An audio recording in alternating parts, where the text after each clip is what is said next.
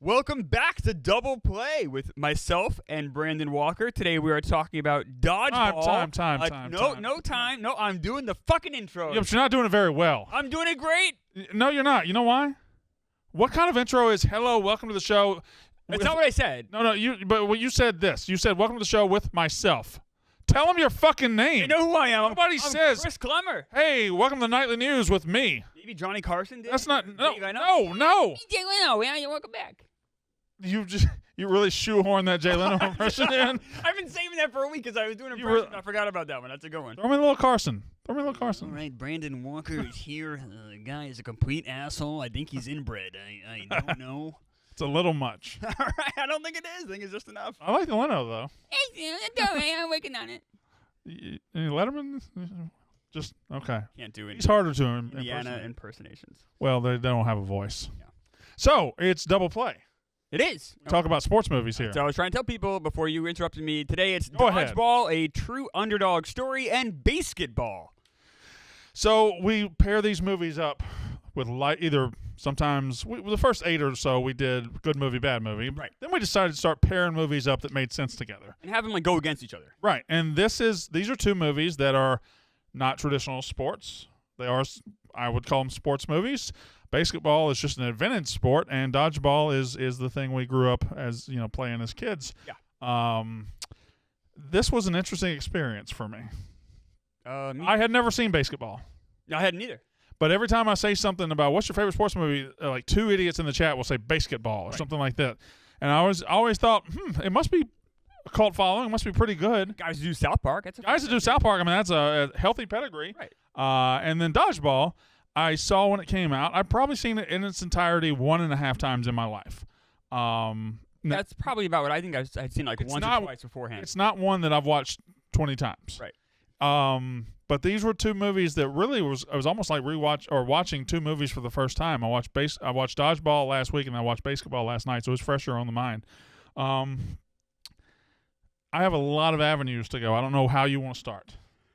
Well, I mean, I'll just say off the top, there's one movie of these two I like quite a bit, and it's one that Dodgeball. I mean, I just think that I almost feel like I missed out on not seeing it more. I think this is a very, very, very funny movie. I enjoyed the hell out of it. I laughed, had a big smile the entire time I'm watching it.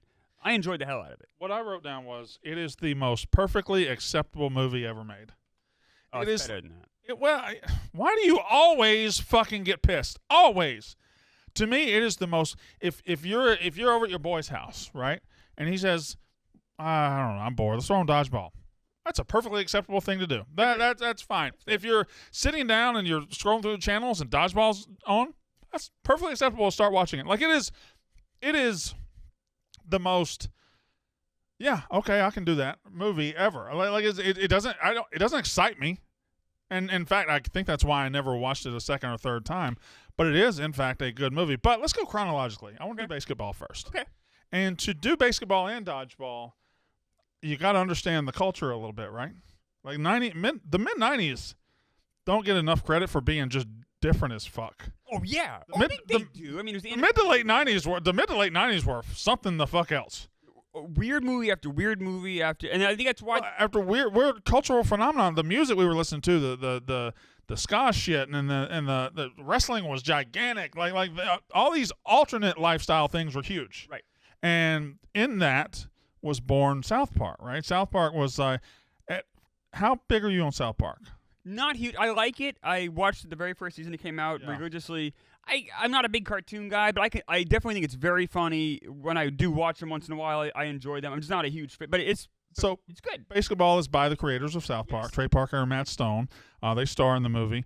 But where are you on South Park? So I'm almost the exact same thing as you.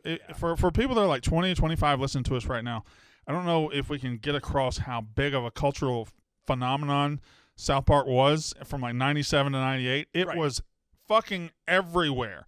Everywhere. It was gigantic. It was huge. And I know it's a hit now. It's a big hit. But back then, it was like bumper stickers, T-shirts. Oh my God! We killed Kenny. Or everywhere Kenny, you look. Everywhere. And because of that, I watched the first season too. But because of that, I thought it was a passing fad. Me too. I thought, okay, well, South Park had its moment, and then in like 98, 99, I stopped watching it. Me too. I never in a million billion years would have thought this was going to be a cultural touch point that lasted, that stood around for 25, 26 years and is like it speaks on our society. Like it is a voice in our society of how stupid things are. Back then it was just a stupid, vulgar-ass cartoon that we like it because it's vulgar. We like vulgar things. It was right when the TV and movies were really discovering you could just put vulgar shit out there and people would consume it. But it was clever though. Even back then, it was still clever. It was very clever. Yeah. But it was also they're cussing on TV. Like they're doing crazy shit. But South Park was huge. I liked the first season, like you said, and then I just faded away from it. I think we're the wrong age for it. Had we, which is weird because we're the right age for it. The right age when it came out, but then we instantly almost like we took it in and it's like, all right, well, we'll move on to the next. We thought we aged out of it like we thought we were supposed to, right? Right. And I think if we were 5 or 7 years younger, we would have been just completely enamored with it for its entire run. Like if we were 12 and that humor hit us then, okay, that makes sense. I think discovering it when you're 18, it's like, all right, I'll watch this. But then, when you're 18, you got so much other stuff going on. It's like it's a cartoon. You just end up moving on. The age of the phenomenon like this, is it gone? Because if you go back to when we were 1990, when we were 11, that's when The Simpsons hit. Yeah. And The Simpsons were the exact same thing. Yes, it was. They were just everywhere. Bart was on cartoons everywhere. You couldn't throw a rock without hitting The Simpsons. They had hit songs on the radio about The Simpsons. Yeah. And then South Park did it again. I can't remember the last thing that has gripped this country like that. I'm sure things have, but I think you make a good point with The Simpsons. I think the reason we could never really get into South Park or as much is because we already lived through The Simpsons. Yeah. It's like almost like doing it again felt regurgitation. Which isn't fair to South Park, because South Park is very funny. It's very brilliant. Whenever I watch them, whenever I catch it on TV, I watch it. I always laugh. But it's not appointment viewing for me, just because I think I was just barely too old. So the point for the whole thing was in 1998, Trey Parker and Matt Stone, who created South Park, were on top of the world. Now they would stay there. I'm guessing they've made bajillions of dollars. Not even staying, but they weren't at the top of the world yet. They're on the top of the world now with the money they have. But they would go on to make things like Team America World Police. Yep. They would go on to make other things. South Park the movie. What's the Broadway play? Oh, Book of Mormon, which is, just so they made these huge things, but this was I think this was really after once South Park hit, this was their first non-South Park project. Right. It's not good. No. It's not good. I'm sorry, you got a text? No, I'm getting it's all baseball. You getting blown up? It is. Well, it's just baseball. So I'm going to shut my phone off now because I'm a professional. Really rude. I am sorry. I just shut it off. Phone is off. Okay. Black screen. Everyone can see it's off. Well, why's it got to be a black screen? That's what the color of the screen is when it's off. That's what color nothing is? Like when people do nothing, they got to be black? Unbelievable. I think when you die, though, what do you think happens? I think everything... I don't know if it's black. I don't think we see anything. I think it just goes to black, right? Yeah, but we don't see it. I don't think we see the black. No, I think it just ends, right? Right. Do you believe in an afterlife? Huh? Do you believe in an afterlife? I personally do, yeah. You think we're going to go to heven or hell? I do. Okay. I don't. I'd certainly like to. I would too, but I don't think this is all there is to look forward to. My God. This is it. That's depressing. Well, it's great. This is all there is. You might as well soak it in, baby. So this is the peak. This is it. You talking to me. This is as good as it gets. So Baseketball hits on July 31st, 1998. Yeah. And here's why I said that. 1998, from a movie perspective, is stacked. Absolutely stacked. This movie came out, it made $7 million. And you think Trey Parker, Matt Stone, they made bajillions and bajillions. This flopped. Oh, huge. This didn't make the top 10 its first week. It finished 11th its first week. It finished 11th. This flopped so big, people did not like it, did not watch it. So if it has a cult following now, you didn't like it back then, or at least most people didn't. Didn't go see it. No, and not only that, but it got savaged by critics. So it was a commercial failure, critical failure. It was a nightmare. Just the top 10 that weekend. And it was Saving Private Ryan was in its second week of release. Right. Which was a monster. Yes. Parent Trap, which was opening weekend, but it was that's a big movie. Yeah, but think about these movies it was up against. Saving Private Ryan, number 3, There's Something About Mary. Right. Monster. Its third weekend release. Yeah, you got Ever After Negotiator at 4 and 5. The Mask of Zorro, really good movie. You didn't like it? It's fine. I liked it a lot. Made money. Lethal Weapon 4, which made money. Number 8, finishing up, Armageddon. Yeah. Dr. Dolittle 9. Which made money. And Dr. Dolittle made a shit ton of money. Yeah, that's what I'm saying. It made money. That's the thing. These are all like pretty big movies. And then Truman Show is like down in the 20s. Like 98 is loaded. I mean, Titanic almost finishing up. Mulan's finishing up 33rd weekend release, and it made just about as much as Baseketball did. Jeez, I think it made $3 million. Basketball did. Mulan was in theaters as well. Yeah. Show still there. I mean, just an insane amount of great movies. But they put it in the summer thinking it was going to be big, right? I don't know. You wonder. I mean, this week 4 movies came out and released. So I think at that point, I guess July 31st is kind of after the end peak, of it. Yeah. I mean, I think they still had some high hopes for it. They're probably hoping that South Park crowd would come out to it. I'll be honest, I never considered seeing this in the theaters. The commercials looked stupid, the reviews were awful, and I just never had any intention of seeing it. So your watch for this show was your first watch? Yes. Mine too. I never saw it. Never considered seeing it, never thought. No. In fact, I would go so far as to say in my mind when it came out, I think, well, that's probably it for them. Yeah, right. Yeah. Right, so I never did see it. So I watched it last night. I do think if you enjoy the South Park brand of humor, which is, well, I guess South Park has kind of, that brand of humor has changed a little bit. But if you enjoy that kind of crude sight gag humor, there's some here. There's some here. Yeah, there's some good jokes here. There are a couple good jokes. The stuff with like Al Michaels and Bob Costas is very funny. Bob Costas at the end saying, "You think you're excited to feel my nipples?" Like that's the like they've all bought. I give them credit. Those guys were all in on Al Michaels bought in. Tim McCarver bought in, who is a notoriously guy having a stick up his ass. Al Michaels, Bob Costas, Tim McCarver, Pat O'Brien at the end. They were all the sports guys like bought in and were treating it. Best part of the movie. It's really good. Not the best part of the movie. No. You're out of your mind. You're out of your mind if you think that's the best part of the movie. Funniest part of the movie. But they got a character called Squeaky, right? And the way they treat Squeaky, and one time he has to do something like he in the background they're having a fight, and in the background he's just getting destroyed by people. It's a really funny kind of gag where they're like drawing and quartering him. They're doing all these crazy things. There are some funny gags here. Like one time, Matt Stone and Trey Parker. Which one is it? Two South Park guys are standing there. They're standing there, and they're naked, and it pans, and then you see they just have cartoonishly long dicks. Right. That's fun. It's funny. Long dicks are funny. Yes. Long dicks are never not funny. There's some of that, but there's no story, and so I'm gonna let these guys goofy. off the hook a little bit. Okay. So they did not write this, and they did not direct it. They didn't write it? They did not write it. It's written by 4 people. One of them is a genius, David Zucker. Okay. Who I know you're a huge fan of. Yeah, I love Zucker. Just tell me a couple things he's done. Naked Gun. Okay. Airplane. Uh-huh. I mean, he's just greatest comedies ever. Yeah, I mean, some of the and he's those like spoof comedies. Right. He's basically him and his brother Jerry are the forefathers of the spoof genre. Yeah. They created it with Kentucky Fried Movie. There is like a commentary in this movie about modern, which I guess was 97, 98, modern sports back then, how it had lost. There's an actual, they're making fun of that, which that kind of hits home sometimes. The first 3 minutes before you meet the Trey Parker and Matt Stone, is that right? Yeah.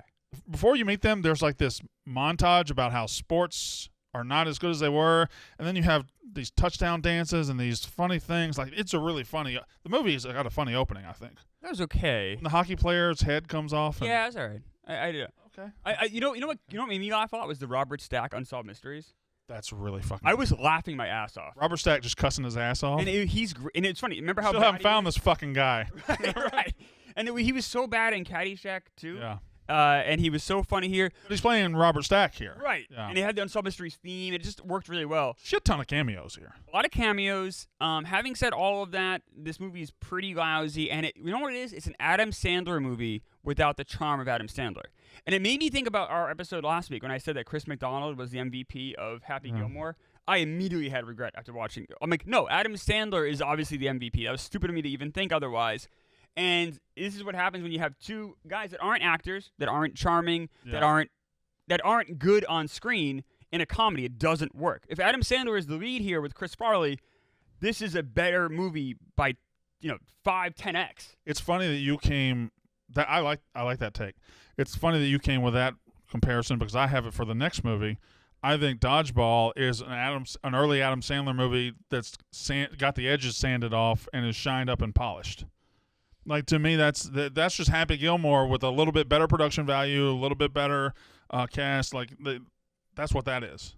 I guess we'll get into Dodgeball in a bit. I guess That's fine. stick with Okay, sure. because I have thoughts. They didn't write it. They did not write this. So how does that work? They came up to these guys and said, "Hey, I know you write South Park. Would you like to star in a movie?" I mean, this was Zucker's baby. So the game of Baseketball, which by the way is stupid as fuck. Yeah.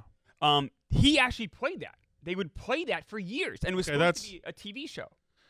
Well, here's my issue. One of my issues with it. We couldn't. Which one's the blonde one? That is Matt.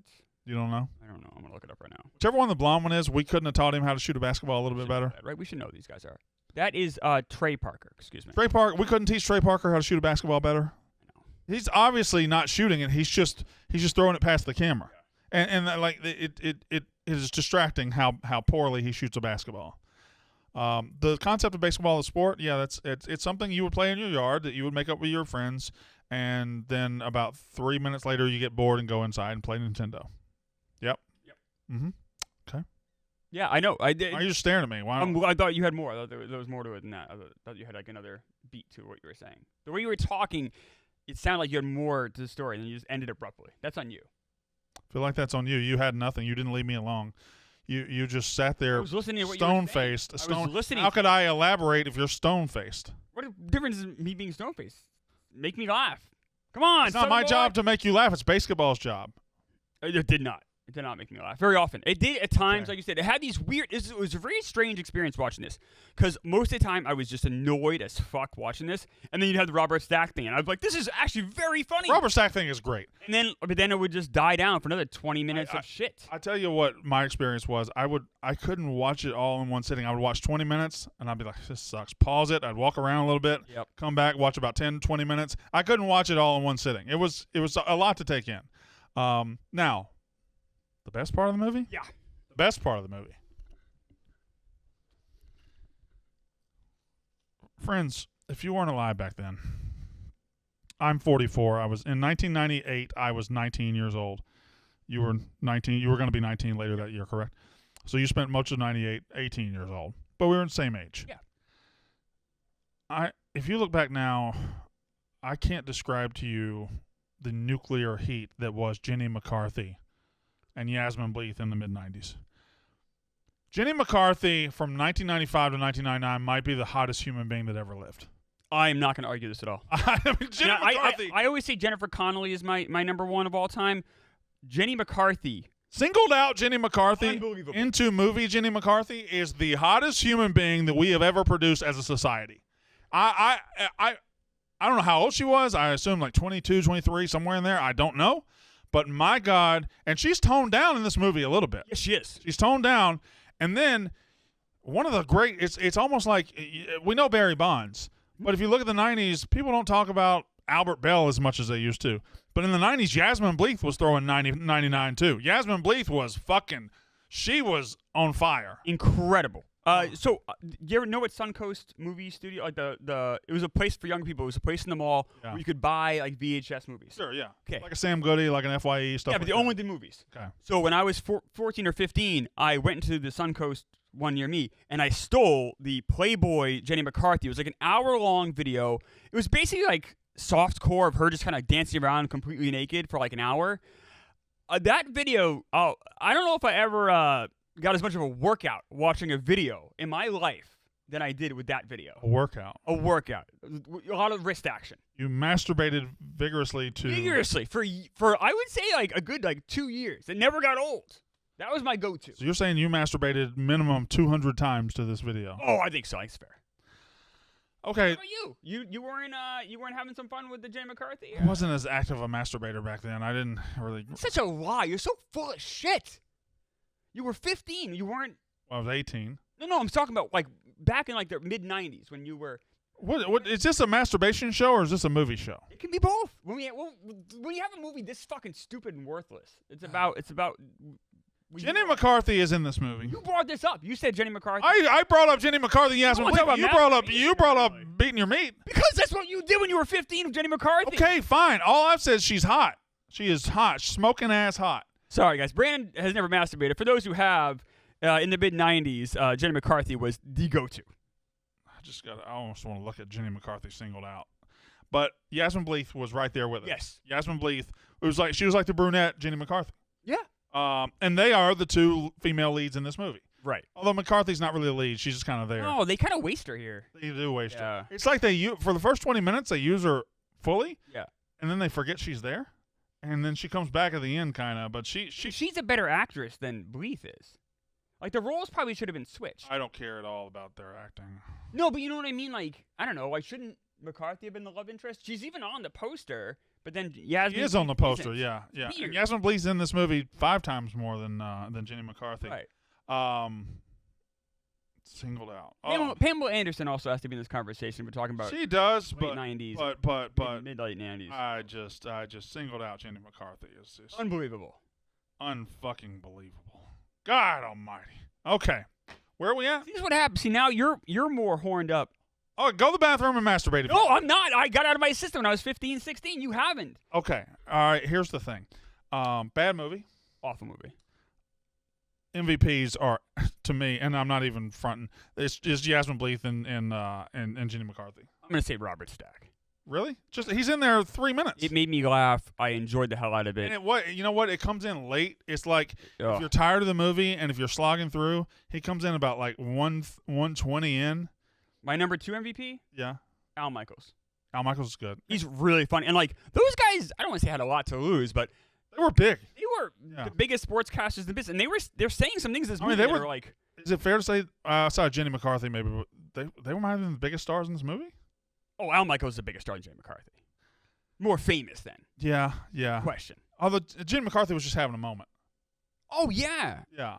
I mean, she's had a long That's okay. So Al Al Michaels and Bob Costas are the 2 most famous people in this movie. Yeah. Even now? Well, no, not now. Now it's these guys. Yeah. Yeah. These guys are just such titans in comedy. They've made so much money. And I just think it's because they didn't write or direct it. They only acted in it, which they're not good actors. So Couldn't have gotten worse for them. the fact that they didn't write it blows my mind, because if I were going to write a comedy, right, it makes sense. They wrote like this one. Matt Stone Right. ends up making out with Jenny McCarthy. Right. This one makes out with Jasmine Bleeth. Yeah. Like, that makes sense. They wrote movies so they can make out with those 2 people. Right. In fairness, they also make out with each other. They do. And you can see it coming. They tease it like 3 times. They do, yeah. They tease it like 3 times. Is there anything redeeming to it? No, I don't think it's like... one interesting fact, just to kind of show how bad the script is, I guess. So Squeaky, the kind of the third guy, the guy they kind of pick on, he was not even written in the original script. It was Matt Stone, Trey Parker's friend. So they added, basically they changed the rules. Wonder why I didn't know that actor. They changed the rules of basketball to make it a 3-man sport so they could have him be in more scenes. There's so much that doesn't make sense about this movie. I mean, the sport itself, it's a 3-man sport, but on the bench they got like 8 guys. Right. And we never play. We never meet them. And I guess it might be a joke or something, but it's like it's not really. I don't know. Can I tell you my biggest nitpick, just being a sports nerd that I am? Okay. The evil owner's motivation made no sense. 0.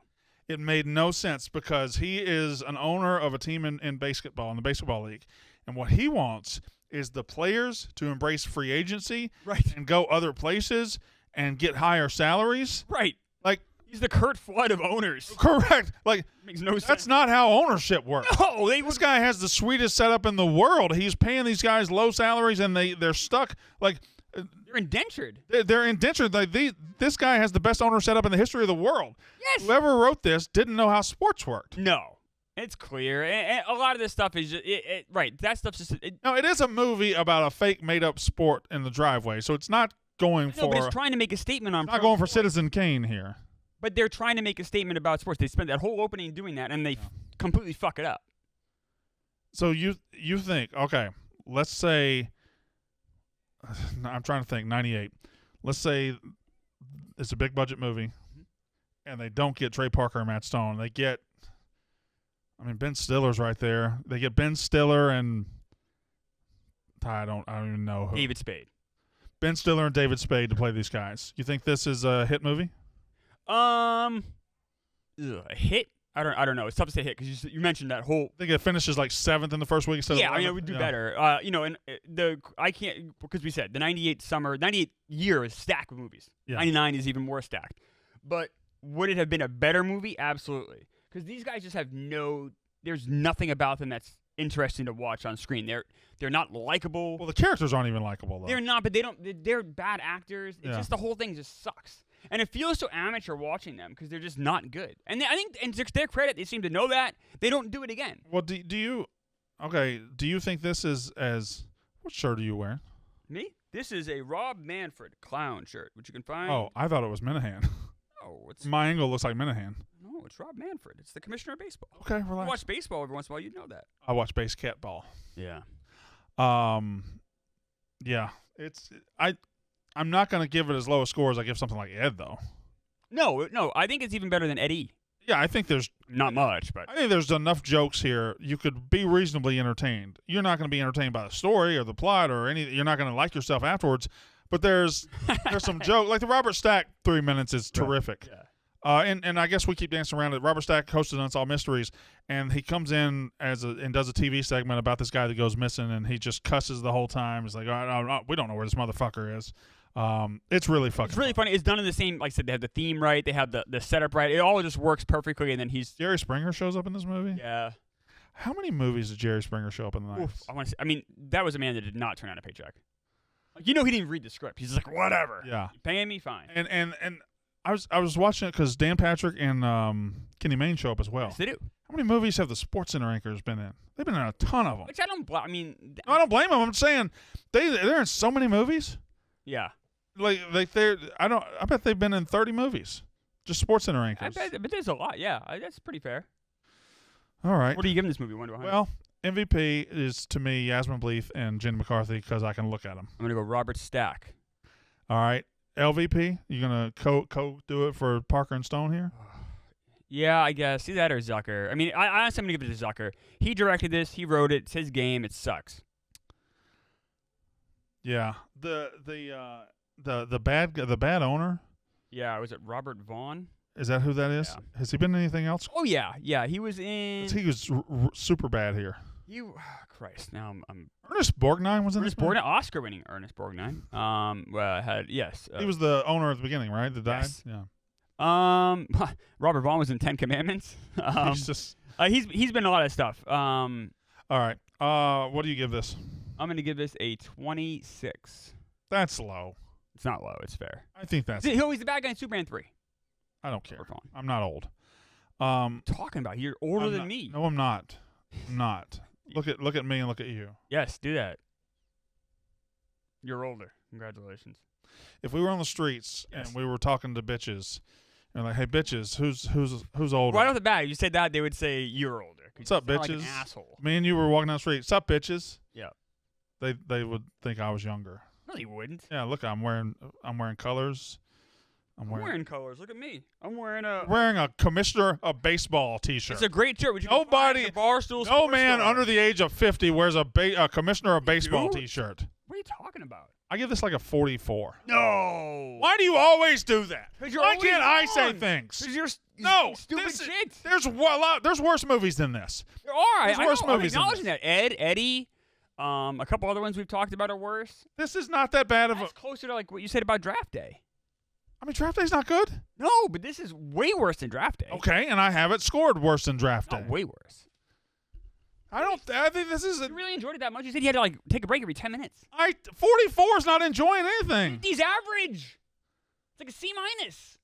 No, that's not how grades It work. is, That's not how grades we work. talked about that. That's not how grades work. Did you just punch yourself with the microphone? My chin to the microphone. I know, and big chin. Yeah, it just makes me mad when you get the scores. Sucks You're so bad much. at You scores. suck so much. You're bad at scores. I'm awesome. Gooch, do we have the list? We need a list of our scores. I know. I have it somewhere. We'll find it. I was trying No, to tweet it out, and then I haven't the last two, but I'll go back and fix it. But I tweeted out, but then you don't look at the tweet anyway. It doesn't matter. That kind of made me a little upset, honestly. What tweet? What? I'll send out a tweet every week with the scores, but then you don't look at it, so it doesn't make a point as a reference point for you. You're too trapped, like, wrestling. It's like, look at the fucking scores, you know? You like dodgeball better? Oh, so much better. You know what I like about the setup we have right here? The dodgeball over here on my shoulder kind of look 3D. Yeah. I was trying to grab it, right? Why do you not? That's Jenny McCarthy's titties. I'll grab that too. Dodgeball, an appreciably better movie. There's nothing bad about Dodgeball. I think you liked it a lot more than I did. I think it's good. I think it's a good use of hour and 40 minutes. It's not like one of my very favorite sports movies. It's not like, I don't think it's upper tier. I think it's a solid B movie. Oh, I really enjoyed this. The Vince Vaughn, I think a lot of this movie depends on how much you appreciate the Vince Vaughn era. Yeah. Vince Vaughn in Swingers I think he's so good in Swingers he should have gotten an Academy Award nomination. I think that is just a hysterically great movie. This isn't that good, but Vince Vaughn just being this kind of lazy character, it's written so well. Yeah. Ben Stiller as basically the same guy from Heavyweights, but it's still a great character. You know what I find interesting about this movie? That Vince Vaughn is the lazy kind of underdog character, and Ben Stiller is the go-getting, attacking winner. When if you looked at them, Vince Vaughn's 6'5", good-looking ass dude. Right. Ben Stiller's like tiny and like you could easily flip this. Yeah, you could easily flip it. I think it works better this way though. I do too. Yeah, because Ben Stiller has that kind of he'll just throw caution to the wind with his assholishness. And Vince Vaughn Vince Vaughn is like the most likable asshole in movie history. Absolutely. Isn't that the way to describe him? Perfectly. Wedding Crashers, he's a likable asshole. The movie is likable asshole, like old school likable asshole. Here, not really a big asshole, but likable. No. But he's a guy that you normally wouldn't really root for, but he's got that it factor, likability to him. Yeah, there's some charm about him. But you're about the roles being switched. You're right, because even Christine Taylor, who plays the female lead, that's Ben Stiller's real wife. Yeah. So it's like they really should have been switched in a way, but it works out so much better that they weren't. Now, I find it interesting you came wanting to talk about Vince Vaughn. Now, I know he's the lead of the movie, but I have two actors pulled out of this movie I want to talk about. This cast is wildly stacked. This cast is incredible. Mm-hmm. But we were in an era back then of these 2004, 2005. Those comedies we got were fucking incredible. They made money. Like open with $30 million weekend. Like Anchorman's coming in a couple of weeks after this. And then you're leading into the Knocked Up, the 40-Year-Old Virgin. All those are coming. Mm-hmm. Like you just had Old School the year before. Like 2003, like 06 is it. And Dodgeball doesn't really even register to me as one of the elite of those groups. I think I underrated too much, but you're absolutely. So the movies in the 90s, I think, are better. If you just look at the overall movies in the 90s, the comedies of the first decade of the 2000s might be the best decade of comedies. I agree. I would say 80s is pretty good. 90s comedy isn't nearly as good as 80s or 2000s. 2000s is, and I think from like 2000 to 2009. First of all, you end it with The Hangover, 2009. Yep. You open it with Meet the Parents and Zoolander. I don't love Zoolander. I do. And then you've got Anchorman, you got Old School, you got all the Farrell. Pretty much, you got Farrell's whole run. Yes. Of good comedies. You've got all the Apatows. You got your Superbads. Like you even have Superbad, which is fantastic, and you have like a movie like Observe and Report, which I know is kind of a cult movie. I love that movie to death. And then I'll say a couple of movies like Best in Show and A Mighty Wind, which are two Christopher Guest movies, are 2000, 2004. They're both very funny. The Royal Tenenbaums. 2000, which might be the best comedy of that decade. So now, the best movies of that decade. Now, I want to bring out Ben Stiller. Okay. Because I think he gets slept on a little bit. Totally. We watched Happy Gilmore last week. Yes. And he was one of the bright spots of that movie. From 98, in 98, he drops Something About Mary. Mm-hmm. 2000, he drops Meet the Parents. 2001, he's in both Zoolander and The Royal Tenenbaums. 2004, he drops Dodgeball. 2008, he's in Tropic Thunder. Yeah. He directed Tropic Thunder. Right. That's 5 classics in 10 years. Yeah. Comedy classics. Like that's like if you think of the early 2000s, you think Will Ferrell. You don't think Ben Stiller as much. At least I don't believe you do. No, he's right. He doesn't get the recognition he deserves. He's right. Like, he also, he directed Cable Guy. What do you think about Meet the Parents? I like the first one a lot. Very funny. I'm not worried about Meet the Fockers. I'm talking about Meet the Parents. Shit, but. And we got to have this conversation real quick. I don't know if Gooch is listening, but you don't like Zoolander? Nah, I don't like it at all. At all. I don't know if that's. Are you giving thumbs down because you don't like it either, Gooch, or because I love your thumbs down? I love Zoolander. You love yeah, I think most people do. It might just be a me thing. But say it again. I love Zoolander. Zoolander's incredible. And you don't like Zoolander? Yeah, I don't like it. He did Zoolander Severance is last year. Awesome. What was that? He did Severance last year too. Severance, yes. Yeah, he directed Severance, which I haven't seen yet. It's incredible. I think Walter Mitty's a great movie. I think Zoolander's a top 5 or 6 comedy in that decade. Top 10 for sure. Oh, not me. I think it's better than this. Oh no, I don't at all. No, not even close. Zoolander. I don't like Zoolander. I just don't like it. What about Zoolander did you not like? And maybe it's because the whole Stiller's great. Jerry Stiller's great. Wilson's great. I think it's the being stupid element. I think it just rubs me the wrong way. Like it's just not what I want in my leads. Like I don't like when they're so. It just doesn't work for me. I don't like the characters. They're just so stupid. It's so mindless. It must be. I don't know. I mean, you have everyone involved in the film is super talented, so it might just be a taste thing. I fucking love Zoolander, man. I'm not going to spend a lot of time defending my opinion on that one, just because everyone involved is so talented, and there's a lot of people besides yourself whose opinions I respect that do like that movie a lot. So it might just be a me thing. Do you think that was a necessary shot? Yeah. Do you feel good about it? I do. Yeah.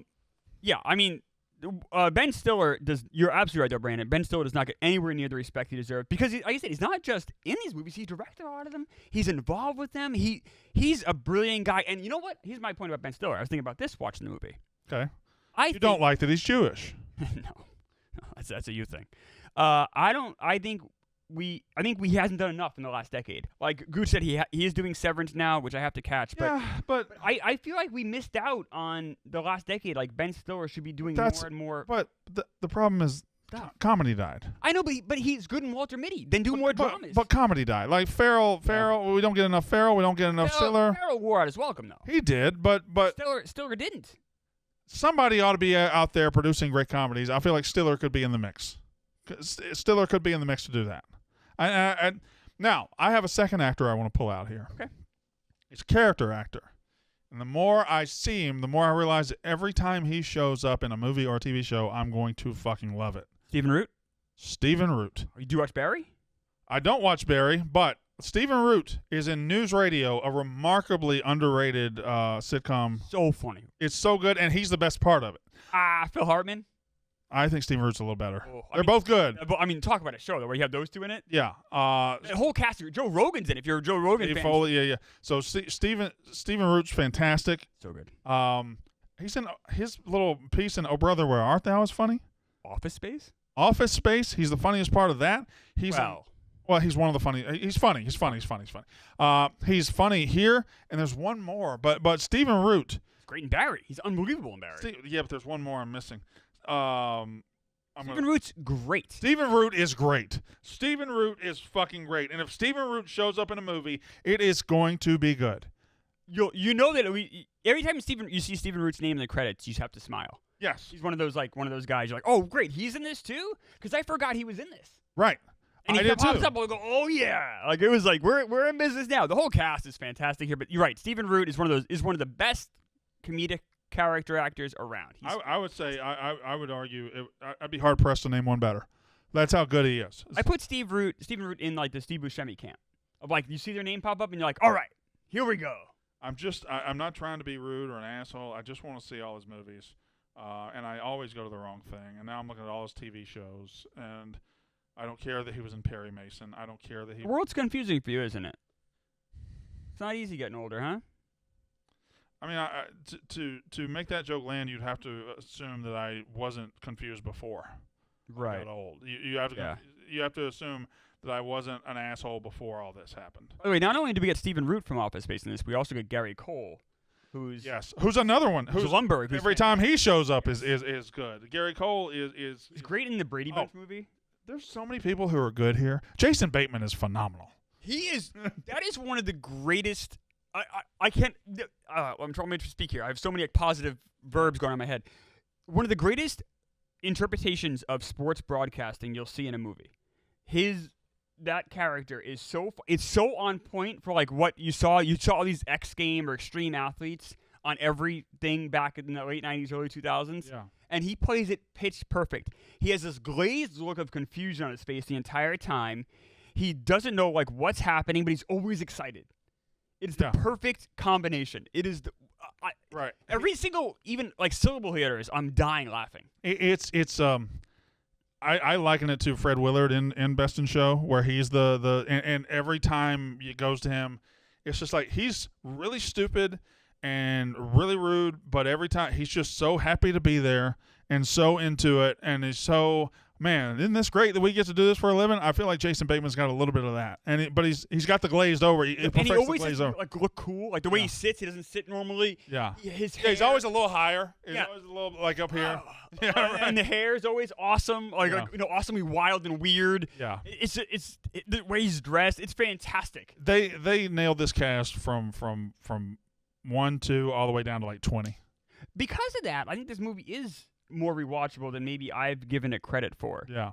Because there's so many little jokes like that, the way everyone behaves, the little mannerisms, it all works. My problem is a little bit of it's a little paint by numbers, right? It's the Happy Gilmore formula. I mean, it's You have a character. down to Patches O'Houlihan is just fucking Chubbs. It's Oh, I think they're different. how? You have a mentor. How? I mean, then you might as well They're say all- then Mickey is the. I mean, Mickey's the. Yeah, I know, but I feel like it's a little paint by numbers. That's all.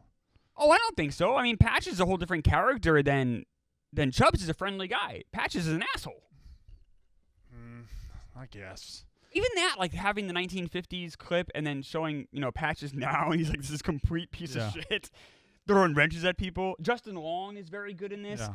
I don't. Every time something popped up in this movie, I was smiling or laughing. This was such a enjoyable thing to watch. I had a big smile. I was laughing the entire time I was watching it. It was a very casual watch. It is. It's a very it's not. I feel like you're hanging out with your buddies. You don't have to dive into it. You're just like, all right, well, this is fun. This is cool. This is happening right now. It is better. It's a more rewatchable movie than I thought it was. And I you know what I think it is? I think it really did get trapped under the weight of Anchorman and the weight of 40-Year-Old Virgin, everything around it. Because Old School is beloved to this. Like, it's so much around it that it's hard to rise up. I like this better than Old School. No chance. Come on. What are you doing? I rewatched. You like this better than Zoolander and Old School? Okay, so Old School is very good. This is just slightly above. Well, All right. Very quickly. That decade. Zoolander is not. Okay. That decade, what do you think is the best comedy? Probably Royal Tenenbaums, Superbad, Observe and Report, and then maybe The Hangover. You got Royal Tenenbaums. It's a good movie. I like it. I enjoy it. And I love Best in Show, so I'm not going to. It's quirky. I mean, Anchorman's really fucking good. Anchorman, do no fault of its own. It's like that song you hear in the radio too many times. I'm just Anchorman out. But when I first saw Anchorman in the theaters, I would have said that would have been number one. I might go Anchorman. The Anchorman experience in the theaters. I might go Anchorman, Wedding Crashers, Hangover. And I was a little old for Superbad. I understand Superbad was great. Right. Superbad was great, and then 40-Year-Old Virgin's great. You got Borat. That same decade. I can't watch Borat. I watched it once. I get the secondhand embarrassment. I don't. I tried rewatching it a couple years ago. I had exactly that. I'm like, this just feels mean to me in a way, and I'm like, I can't enjoy it. The first time I saw it in the theaters, though, I was crying so hard. I can't consume Borat over. I was crying. I can't consume Borat more than once. I just can't. And it was funny, but when he brings that sack of shit, like I just my wife's vagine hangs like a wizard's sleeve. Like it's funny. Again. We just got to Borat. That's like 10 movies deep. You know what's crazy? We have all these movies we're roasting, and I'm sure we're even forgetting a couple. There is not one that stacks up to any of those in the next decade. Not one. It's wild. And I think we're discovering why Dodgeball didn't live in our minds as much as because it was just squeezed out. It was squeezed out by these other movies. I got Role Models. I have to have Role Models in my top 3. I never saw Role Models. Oh my God, it is so Paul Rudd. It's fantastic. It's so great. There's even like I Love You Man is good. Yep. I Love You Man is better than any comedy that came out in the last decade. I think. When did not even that great. Was Bridesmaids in that decade or this decade? Oh, I don't know. It's like around 2010. 2011. Yeah, Bridesmaids is very good. Bridesmaids was good. So if it snuck into that decade, it's probably the best comedy of that decade. But we just stopped doing comedy. It sucks. It fucking sucks. Society changed. I know, but society's bitch ass because we need comedies. Comedies help. Comedies fucking help. If you tell me if we had movies like this coming out, once every 2 or 3 weeks, that wouldn't be awesome. It's wild because I understand. But comedies on TV didn't really die. Comedies on TV didn't die. No, but they're different. I mean, even like, all right, let's say I don't agree, but like 40-Year-Old Virgin, there's stuff in there I understand why it doesn't work now. Yeah. Okay, fine. There is no reason why Dodgeball cannot exist in today's culture. There is nothing offensive about it. It's just entertaining. It makes me laugh. I don't think there's anything in Old School that isn't. I don't think there's any of these things that are. And jokes are funny. I know, but like, you know what I mean? But like, even the PC police can't come down on Dodgeball. Yeah, I couldn't think. Then why don't these things? Why Maybe don't the we have German these? girl or something. I don't know. How would the pirate character work for you? Eh, Yeah, I'm in the same boat. It didn't bother me. I mean, it didn't. Whatever. Some people really hate it. That's where I say this is a Sandler movie, kind of edged out. That's a very Sandlerish. I agree with that. That's a very Sandlerish thing. And a you big know, I'm not a Sandler guy, and I didn't like Happy Gilmore, so that I could live without that stuff. There's some of that in this movie, but mostly this is kind of a polished, where it doesn't have that as much. Yeah, It just is what it says it is. It's an underdog story. It's not trying to reinvent the wheel. It's Vince Vaughn, and it's just. Here it is. We're playing dodgeball. Ben Stiller's going to be dialed up to 11 the whole time. Yes. He's really good dialed up to 11. Perfect villain. It's a good movie. It's a good movie. I think it's a nearly great movie. My score is probably going to piss you off. All right. I got to do this real quick. I'm just going to pull up the movies, the 2000s comedies, and I'm going to say, is Dodgeball better or worse than this movie? Okay. Are you ready? Now, this is tough because these are all you're probably going to Hey. It's like comparing Willie Mays and Mickey Mantle here. You can absolutely compare them. I'm just saying They played in the same era. You can compare them. that's a hard comparison. They're both great. Having your team, Willie Mays or Mickey Mantle. I mean, if you had a draft one, you'd probably take Mays for the longevity, right? But Mantle had a better peak. Yeah. So I'm saying this is hard. You know what I discovered on Baseball Reference? That people idolize Tony Gwynn and think he's one of the greatest hitters ever. Wade Boggs was better. Wade Boggs is absolutely better. There's no question about it. But you can't say that. I'll say it every day. But people will freak out. I don't freak out. Wade Boggs played third base and had more doubles power and a better batting eye. Better everything. I think Tony Gwynn's a better contact hitter. All right. The Hangover. Hangover is better than Dodgeball. Do you agree? Are you agreeing with all of these, what you're saying? I agree. Okay. Bruce Almighty. I haven't seen that in a long time. Dodgeball's better than Bruce Almighty. I think Dodgeball's better. Borat. I'd rather watch Dodgeball now, but I'll say I don't know if I ever laughed as hard in the theater as Borat. So Superbad. Superbad's better than Dodgeball. Tropic Thunder. Tropic Thunder's better than Dodgeball. Anchorman. Anchorman's better. The 40-Year-Old Virgin. 40-Year-Old Virgin's better. This is just a loaded. I'm not trying to. I know. This is the thing. We haven't even said Step Brothers. Step Brothers. Oh, my God. Yeah. Step Brothers is different. I think Step Brothers. Dodgeball some wins here. Me, myself, and Irene. Oh, Dodgeball by a mile. School of Rock. Dodgeball. I don't like School Rock. I don't either. I don't like Jack Black. I don't like Jack Black. Zoolander. Here you go. Oh, give it a win. Dodgeball by a mile. God, Wedding Crashers. Old school. Pineapple Express. I didn't. I did not like Pineapple Express that much. Jay and Silent Bob Strike Back. That's not very. That's fine. Dodgeball's better. Yeah. So Dodgeball. Dodgeball's really good. Dodgeball fits into an era where we were laughing more than we've ever laughed. We were spoiled. We didn't know what we had. We didn't. We did not know we were 25 when this came out. I didn't appreciate it. I just assumed this comedy bonanza would roll on forever. Yeah. I was very wrong. And then Hangover. You haven't even really mentioned a lot of Will Ferrell movies. Like there's so many great. Talladega Nights. I like this better. I do too. I mean, this is very funny. Very funny. I mean, this you can name 20. Crazy. I think you can name 20 elite comedies from that decade. You can name 20 comedies from that decade that are better than any comedy from this decade. Or whatever since then. Yeah. So sad. It is. And in fairness to this decade, I think the 90s probably had 7 or 8 elite comedies. We're all in the back end though.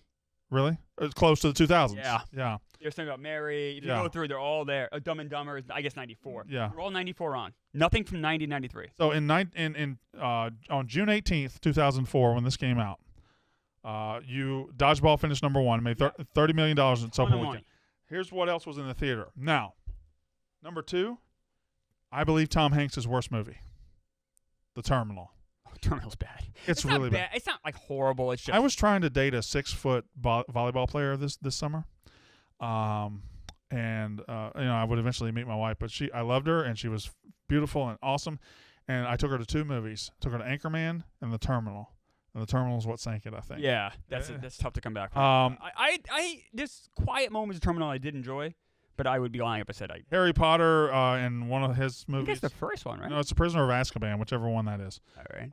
Shrek 2 is I don't like Shrek. Is out. No, that's a hot take, and everyone gets mad at me. I don't like Shrek. I'm sorry. Garfield, the live-action Garfield's out. Chronicles of Riddick, Stepford Wives, Day After Tomorrow, Around the World in 80 Days, and Troy. So there were better movies coming in 2004, like Anchorman's coming soon. There are good movies coming, but this was at that point the best. Although I like Shrek 2, the best of a pretty sorry lot. I mean, like I said earlier, 90s movies as a whole are better. Yeah. We went through what Baseketball was up against. But I'll say it all day. There's no better decade for comedy than the first decade of the 2000s. Whose career would you rather have, Vince Vaughn or Ben Stiller? Ben Stiller's. It's pretty easy, but Vince Vaughn's got a good career. I wonder Very good career. who a good comparison for him is. He's even good in like The Breakup.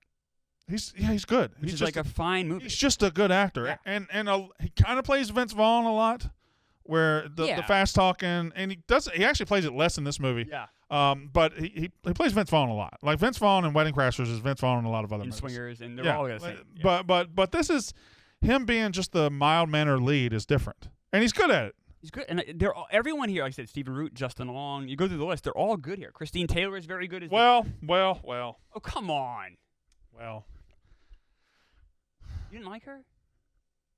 I feel like we've got Vince Vaughn, Yeah. Ben Stiller, and even our character actors, Justin Long, Stephen Root, Yeah. and our female lead is Christine Taylor. I like it's. Come on, you understand? There's just a drop as far as prestige there. I think I'm blinded by I just think she's very pretty, and I think I'm. That's blinded what by I that. don't think. I think she's too plain looking. Oh, I think she's very pretty. In fact, my trade, I'm bringing Jenny McCarthy up. Oh to no, race. no, I no! want to get Jenny McCarthy. You tell me if they're not fighting over Jenny Jenny McCarthy. McCarthy is not gonna. Oh shit! I'd throw a dodgeball through somebody's fucking chest right now. Jenny McCarthy is not working at a bank.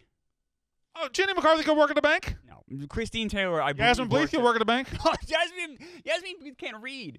I do think. How do you know Yasmin Bleeth can't that read? character seemed like that was supposed to be that character. She was running a charitable foundation. and I didn't believe it.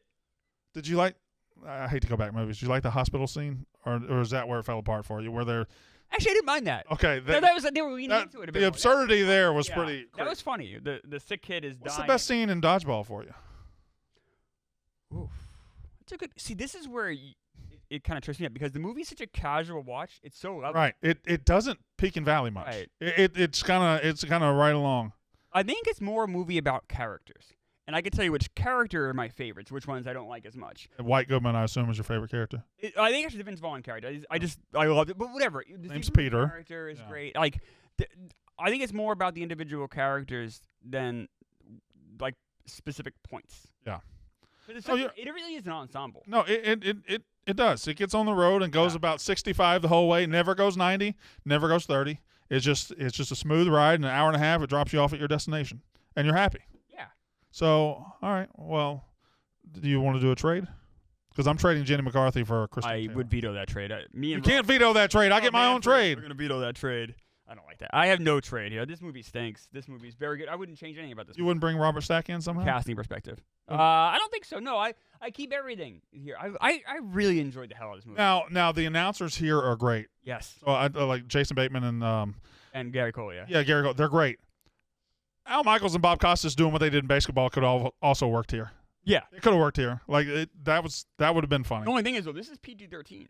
Yeah. Dodgeball. It doesn't really feel But like. Al Michaels and Costas don't do anything R-rated. I guess.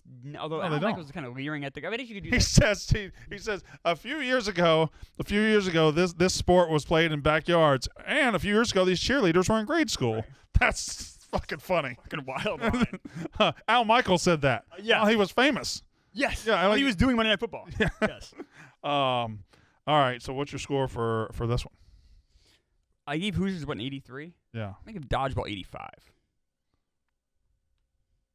It's weird because Not as good as I Happy disagree with it being better than Hoosiers, but I have it in the same general range. I think it's a solid movie. But the good thing about me is I stupidly I don't have Hoosiers at 83. Yeah. You stupidly do. I don't think it's stupid, but So my 80s are free to put these B+ movies in there. This is not an A movie. It's a very solid B, and I give it an 83. all right. So we're in the So agree. Well, you give this a stupid 44. That was dumb. I think it's better than you think it is. I bet people will agree with you. If we I think put it on right now, Oh. there would be 5 moments where we laugh. I agree with that.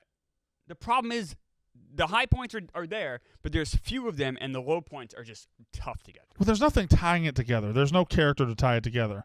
You don't want these guys to succeed. You don't know why they're friends. Like there's nothing. Anyway, You just want it to be over. That was a rough watch. yeah, it was. Next week, we have I'm very excited. I think next week might be our best pair of movies. I think you might be right. As far as the both movie quality, it's not even close. I don't think Yeah, we've had we've two. never had two movies like this. Yeah, I think that we could have two movies above 80 next week, Yeah. and I don't know that We we've gotta done say that. which one's better. We have Air. Yep. And Jerry Maguire. Right. Two sports movies, not about sports. Sports business movies. Sports business movies. Yes. With Oh, big cast, big yeah. stars, And- a lot to talk about. And Kelly Preston, That's right. prime. Another Jason Bateman movie. Oh, Air. Yeah. I was thinking, where was he? Yeah. Oh, and Jay Moore is Bob Sugar. Oh yeah. And I thought when I saw that, I thought Jay Moore was going to be a gigantic star. Me too. Yeah. I had the same thing. A very good Jay Moore book. Gasping for airtime. Why? Why what? Why would I read Jay Moore's book? Because it's really interesting. He talks about his time in SNL, and it's very. He's very like open about how he felt. He had panic attacks. It's a really interesting. It's very short. It's a really good read if you're interested in SNL history. Jay Moore is gasping for airtime. It's very like you would think he has a big ego, but he doesn't in that at all. He talks about how he fucked it up. All right, whatever. I don't give a shit about Jay Moore. What? We just talked about Jay Moore. You just said he'd be a big star. It's interesting to. Are you done? You're just being difficult. Are you done? I wish I could give a score for hosting this show. I'll give you a 12. No. What was that noise? That was- No. No, I don't like that talk. You're being negative to be negative. You're just being mean now. Be nice. You probably I was more positive in this show than you were. would you give me a 98? You think as a host, a co-host? No. Who do you work with? Do you give a high score to? You Jenny McCarthy. don't work with Jay McCarthy. What if I did? Yeah,